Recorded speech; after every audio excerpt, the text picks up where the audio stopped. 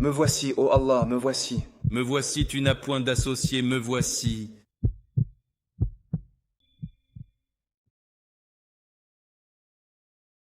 Deuxième point. Les services de sécurité dans les aéroports du Royaume d'Arabie Saoudite. Le pèlerin qui arrive dans ce pays par voie aérienne et atterrit dans les aéroports saoudiens franchit la première porte, par laquelle il commence son voyage rituel. Il se peut qu'avant d'atterrir, il ait déjà commencé la talbiya, ou bien le voilà arrivé ici et les services de sécurité l'accompagnent. Le premier de ces services concerne les procédures d'arrivée et d'inspection, la fouille des bagages et les règles sur les objets autorisés, ainsi que les objets interdits comme les armes, les liquides en grande quantité ou tout autre article prohibé.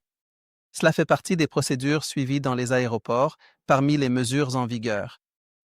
Le contrôle des documents, passeport, permis de Hajj, carte Nusuk, tout cela est vérifié. Dès l'arrivée aux aéroports, assurez-vous donc, chers pèlerins, que votre coopération avec les autorités de sécurité et votre respect de ces procédures accélèrent les formalités et profitent également aux autres pèlerins, afin que toutes leurs formalités administratives ainsi que leurs inspections de sécurité se déroulent avec la plus grande facilité et une fluidité optimale sans rencontrer d'obstacles inutiles. Le deuxième axe de notre sujet concerne les services de sécurité aéroportuaire. Il est fortement recommandé d'éviter d'être en retard lors de votre arrivée à l'aéroport. En effet, plus vous arrivez tôt, plus la vérification minutieuse des documents officiels et l'inspection approfondie des bagages seront simples, rapides et sans stress, ce qui vous permettra de voyager sereinement. Et ainsi de suite. Ensuite, il est recommandé d'utiliser un étui pour vos cartes et vos documents d'identité. Cet étui devrait être, par exemple, imperméable. En cas d'incident, ils ne seront pas endommagés, ce qui vous nuirait.